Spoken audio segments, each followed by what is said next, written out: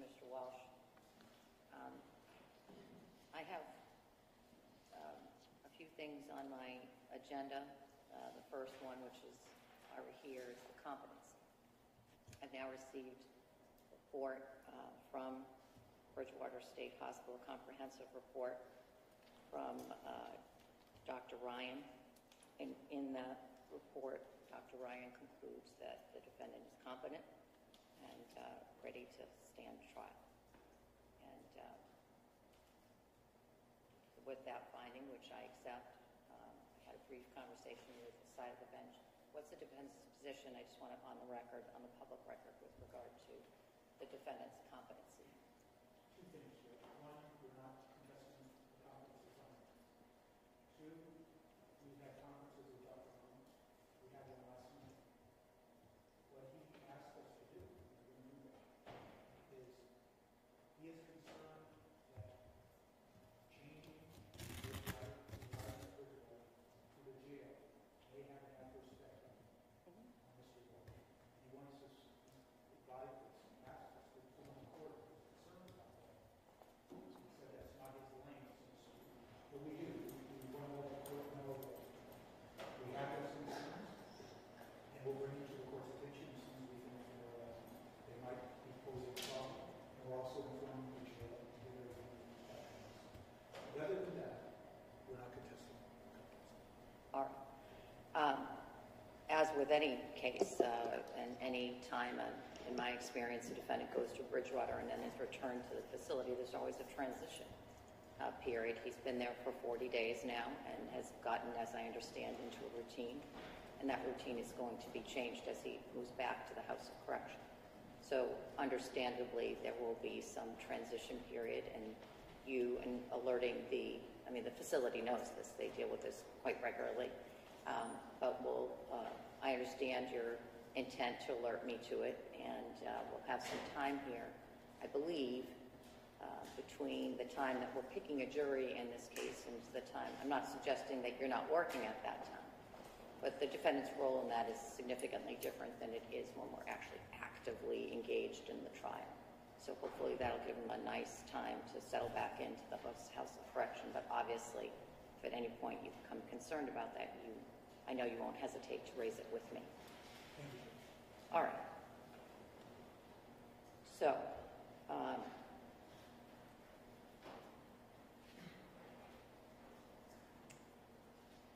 let me, and I discussed this with you at this side of the bench as well.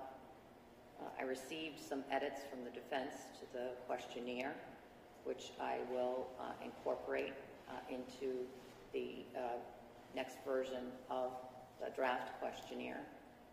It's always a draft until the minute that I finalize it and send it to that pool of jurors. Speaking of that pool of jurors,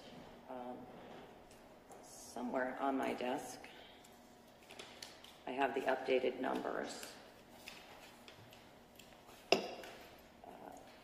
Who knows what the yield will be, but I expect to take about 70, if I can, 60 to 70 jurors a day. In my experience, it's hard with the questionnaire, even without doing all the copying, to get through more than that number in a day, and there are other cases that are starting on Tuesday. And so if we can accommodate those, we will. We'll have to see what the draw is. The expected number is 105 now for Monday, and we're going to hold those over to Tuesday because, as you know, we're doing the final trial conference on Monday, and then we'll start the impanelment on Tuesday. So it looks like 105, 126, 121, 68 on Thursday, but those people will be pushed and held over till Friday.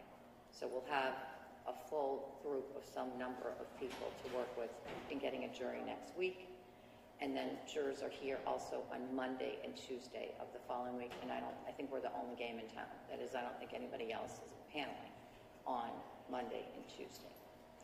Our intent is, if we get a jury during that allotted time, we will start the trial, the substance of the trial, on 12/1, the Monday after the Thanksgiving holiday. Everybody on board with that schedule? All right, good.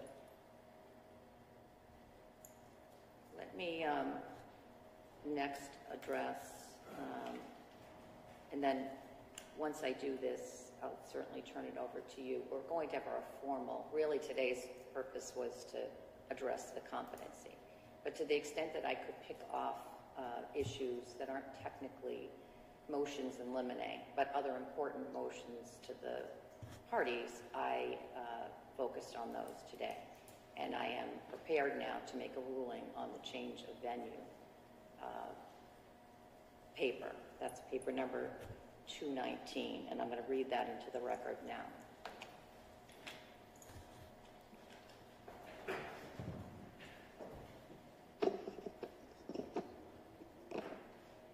Mr. Walsh has moved for a change of venue on the grounds of extensive and prejudicial pretrial publicity that he asserts has tainted the jury pool so as to deprive him of his right to a fair trial by impartial jury. Alternatively, the defendant seeks an order that prospective jurors be selected from outside of Norfolk County. In support of his motion, the defendant has submitted evidence of extensive national and local media coverage of the case, beginning on January 6, 2023, after Anna Walsh was reported missing, and continuing till the present day, as well as evidence of social media engagement with this case. After careful consideration of the defendant's motion and the exhibits provided to the court, I'm denying the motion and the request for alternate relief for the following reasons. The court may order a change of venue where there exists, quote, and it exists in the community where there is a prosecution is pending so great a prejudice against the defendant that he may not there obtain a fair and impartial trial. And that cites back to Massachusetts Rule of Criminal Procedure 37 and Commonwealth versus Clark, 432 Mass 1 at 6, a 2000 case. A judge has substantial discretion to transfer a case to another county based on pretrial publicity. And according to Commonwealth versus Gaynor, 443 Mass at 245 at 259, pretrial publicity, even even pervasive adverse publicity, does not inevitably lead to an unfair trial. A change in the place of a trial should be ordered with caution and only after the defendant has established, based on a, quote, solid foundation of fact, that the pretrial publicity has created presumptive prejudice. And to that I cite to Commonwealth versus Hart, 493 Mass 130 at 141, and Commonwealth versus Tulin, 460 Mass at 452, at pinpoint site 462, 463, a 2011 case. Presumptive prejudice exists only in truly extraordinary circumstances where the trial atmosphere is utterly corrupted by media coverage and, quote, the entire venire may be presumed prejudiced regardless of specific voir dire procedures utilized. This standard is only met if the publicity is both extensive and sensational. And to that I cite to Commonwealth versus Who's, 467 Mass 395, 406, a 2014 case. In assessing whether pretrial publicity precludes a fair trial, the court should consider additional factors such as, quote, the size of the community, the length of time between the peak media coverage and the date of the trial, and whether the news stories contained a confession or smoking gun rather than merely being unkind portrayals of the defendant, end quote. Commonwealth versus Garhut Strider, 82 Mass Appellate Court 500, 506, a 2012 case. The defendant here contends that transfer of his case out of Norfolk County for trial is necessary because the nature and extent of the negative pretrial publicity his case has received has encouraged a bias and prejudice against him in this county. Having reviewed the numerous materials submitted in support of the defendant's motion, I conclude that presumptive prejudice has not been shown. Although the media coverage has been extensive and somewhat graphic due to the nature of the crimes charged, it has also been primarily factual, describing the events in question, the charges against the defendant, court proceedings in this case, and the defendant's criminal history. Quote, fact-based publicity, even that which contains references to charges pending against the defendant or a prior criminal record, is not the sort of sensational publicity that would give rise to a presumption of prejudice, end quote. And that's Who's at 467 Mass at 407. The publicity in this case peaked in January 2023 when the defendant was charged in connection with the victim's murder, and has decreased in frequency over time, undermining a presumption of prejudice. Again, Who's at 406 and Tulin at 460 Mass at 465. Notably, nothing in the defendant's submission addresses whether the pretrial publicity has been more extensive in Norfolk County or the likely number of potential jurors who were actually exposed to the media coverage. Moreover, other factors weigh against a finding of presumptive prejudice. The trial is scheduled to take place nearly 3 years after Anna Walshe was presumed dead, and therefore there has been a substantial amount of time between the initial media coverage and the selection of the jury. Indeed, much more of the recent media coverage is focused on court decisions leading up to trial and the status of the case. Further, the defendant has not shown that there has been any report of a confession by him or any like evidence. See Gerhardt's writer, 82 Mass App Court at 506. And unlike other cases where the small size of the community weighed in favor of a finding of presumptive prejudice, for example, in Nantucket County, given the size of Norfolk County, the defendant has not shown a high likelihood that the entire jury pool would be tainted by the pretrial coverage of this case. To that, the court cites to Commonwealth versus Leahy, 445 Mass, 41 at 493, 494, a 2005 case. Defendant's motion relies heavily on evidence of negative social media posts presuming his guilt. There is, however, no indication that any of the posts were made by or read by Norfolk County residents, and thus they do not present a compelling reason to transfer his case to another county. In sum, while the defendant has demonstrated that the national and local media have extensively covered his case, he has not demonstrated the, quote, type of emotionally charged, inflammatory, sensationalistic coverage needed to support a presumption of prejudice, end quote. United States versus Angulo, 897 F. 2nd, 1169, 1181, a First Circuit case from 1990. Nor has he shown that there exists in this community a prejudice so great that he cannot obtain a fair trial in Norfolk County. Thus, I will not now order a change of venue. Alternately, the defendant has requested that prospective jurors be seated from outside of Norfolk County and transported to Norfolk County Superior Court for trial. Quote, such an order ought not be given lightly. Commonwealth versus Aldopoulos at 390 Mass, 438, 448, 1983. The defendant must, quote unquote, fully establish the reason why a foreign jury is, quote, necessary to further the administration of justice. The defendant's motion falls short here. The defendant has not specified in his motion why he cannot obtain a fair trial with jurors from Norfolk County. He has not, for instance, shown that the media or social media coverage has been more widely viewed by prospective Norfolk County jurors as opposed to residents of other counties. That engagement with social media postings about his case has been higher by residents in this county, or particularized his evidentiary support to the residents of Norfolk County in any way. merely explaining the widespread coverage of this case in the greater Boston area and providing examples of negative social media posts from unknown users is insufficient to establish the necessity of a foreign jury. Any concerns as to the impartiality of prospective jurors from this county due to pretrial publicity will be addressed by this court with careful and thorough voir dire and is always subject to reconsideration by this court.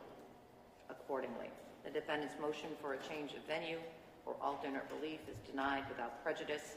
The defendant may renew his motion, and the court won't hesitate to re-examine its own decision should the impanelment of an impartial jury prove impossible as a result of community prejudice.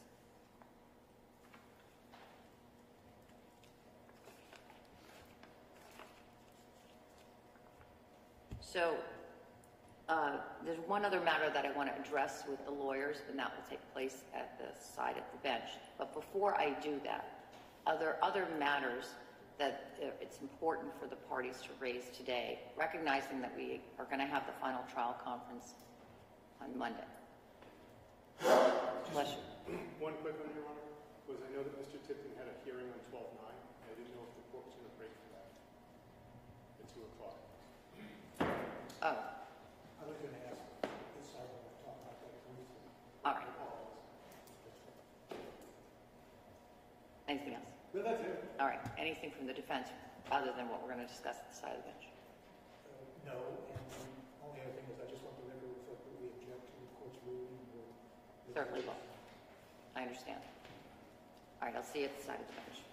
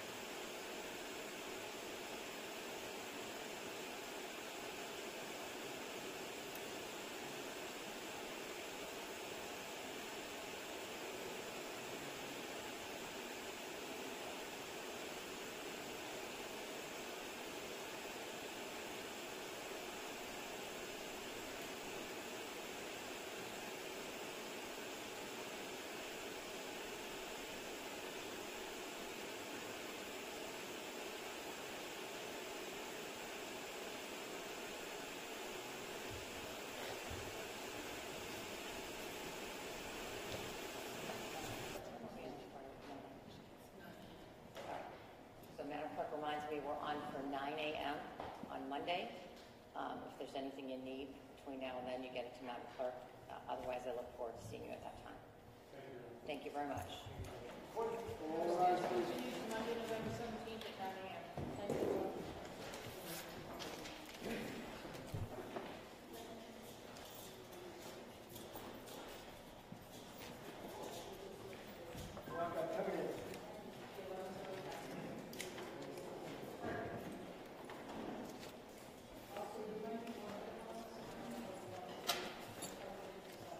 Do you want us to bring that part out to inspect the dub?